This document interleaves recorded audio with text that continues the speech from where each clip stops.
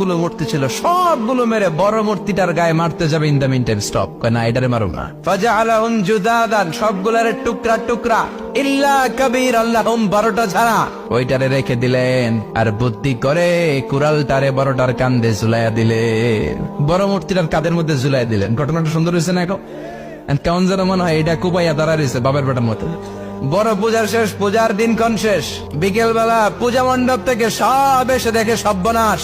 পাহারাদার ইব্রাহিম কই, আনতা ফাআলতা হাযা বিআলিহাতিনা ইয়া ইব্রাহিম। ইব্রাহিম, সর্বনাশ কে কইছে? তুই কইছত নি? কই আইনো, বড়টাই কইছে, ওইটারে জিজ্ঞেস করো। বল ফাআলাহু কাবীরুহুম হাযা ফাসআলুহুম ইন কানু ইয়ানতিকুন। কোরআন থেকে বলছে, আমি করি নাই।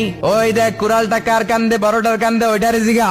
সবাইকে খাইছে। সবাই বলে, ইব্রাহিম তুমি কি জানো না এগুলো কথা বলে না? সৈয়দনা ইব্রাহিম বলে যে এটা কথা কয় না, ওইটার পূজা করস কেন? যেটা কথা বলে না, যেটা নিজেরাই নিজেদেরকে মায়ের থেকে বাঁচাতে পারে না, নিজেরাই নিজেদেরকে রক্ষা করতে